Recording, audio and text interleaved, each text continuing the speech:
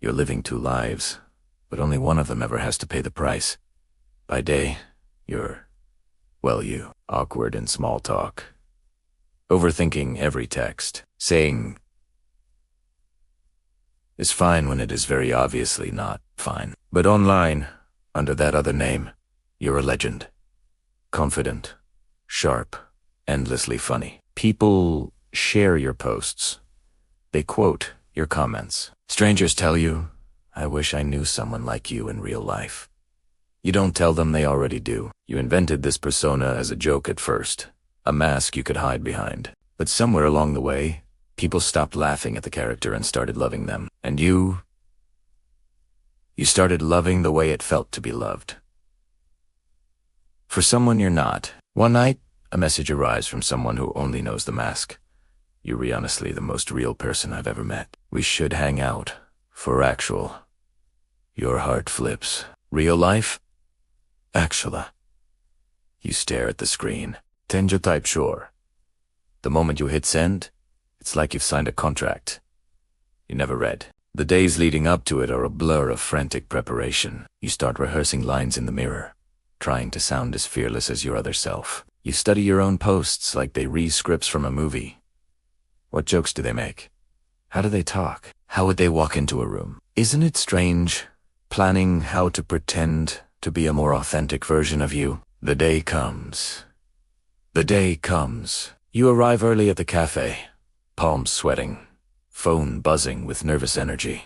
Every time the door opens, you flinch. You consider leaving a dozen times. But the part of you that's addicted to being adored, to being seen as special, chains you to the chair. Then, they walk in. They spot you from across the room and their face breaks into a wide, genuine smile. You look exactly like I imagined, they say.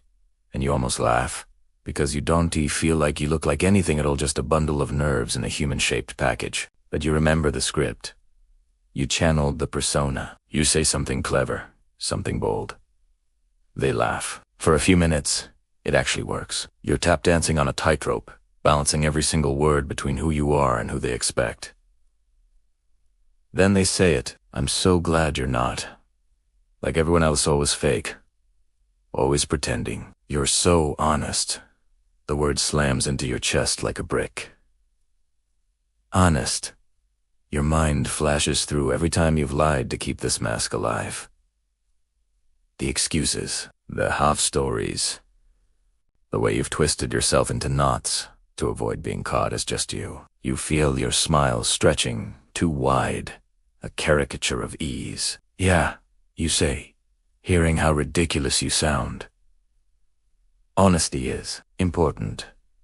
It would be hilarious if it weren't your life. As the conversation goes on, the performance gets harder and harder to maintain. They ask questions your online self would answer in a heartbeat about your crazy social life, about your unshakable confidence, about your no-nonsense standards. Every answer is a tiny betrayal. Not of them, of you. Across the room, a reflection in a darkened window catches your eye. For a second, you don't recognize yourself. Your expression looks like someone holding their breath underwater, desperately hoping no one notices they're drowning. Have you ever had that moment of realization, in real time, that you are the punchline of your own joke?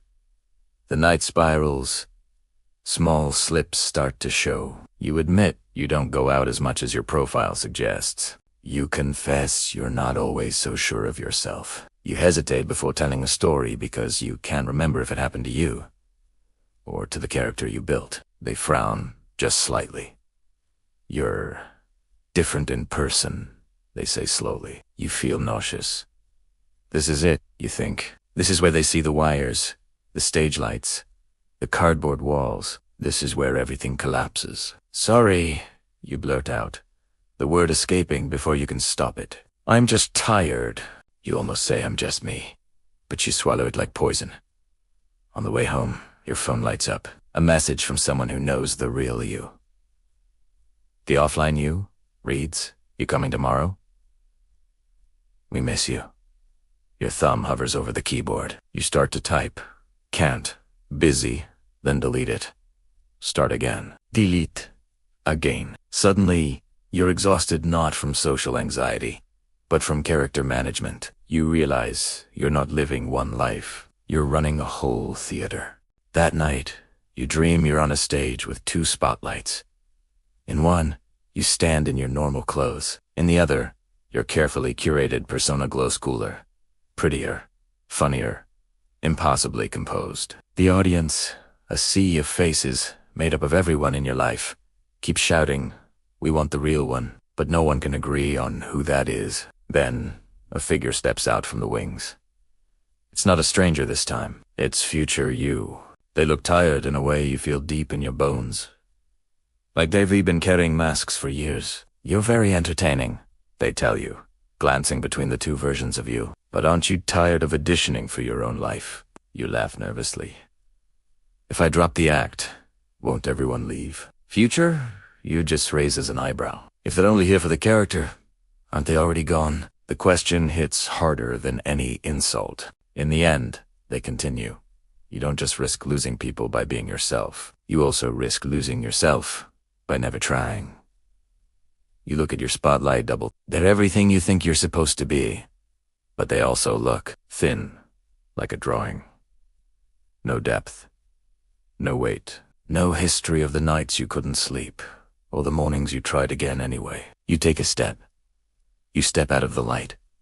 Both spotlights go dark. The next morning, you do something that feels like jumping off a cliff. You open your profile and you type, "Fun fact, I've been playing a version of myself that I isn't."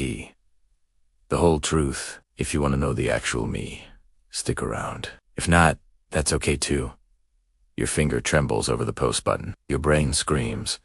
Your heart hammers. And then you press it. The reaction isn't what you rehearsed in your nightmares. Some people quietly unfollow. Some stay and say nothing. But a surprising number reply with things like, "Same," and "Respect." And honestly, that makes me like you more. Later, you meet that person from the cafe again. This time, you show up as yourself, on purpose. You stumble over your sentences. You admit when you're nervous. You don't pretend to have wild stories when you spent your weekend at home. They listen. They smile. "I like you better like this." They say you're human. You realize they're right. The perfect character might be more impressive, but the imperfect you is more reachable. Being liked for a mask feels good. Being known without one feels real. From that day on, you still feel the urge to perform. The temptation to exaggerate, to pose, to say what sounds good instead of what's true. But now, you notice it. You pause. You choose. Little by little, your worlds stop competing and start merging. The jokes you make online sound like the ones you actually laugh at. The people you impress with curated stories get replaced by people you connect with through honest ones. Future you, watching from that dim theater in your mind, finally sits down. The show is over.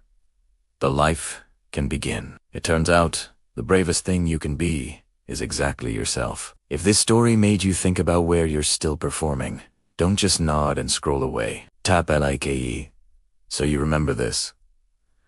The next time you feel pressured to play a part, and subscribe to Future You Stories for more journeys that help you stop acting and start actually living your own role. Because in the story of your life, the only character that matters most is the one who steps on stage without a script.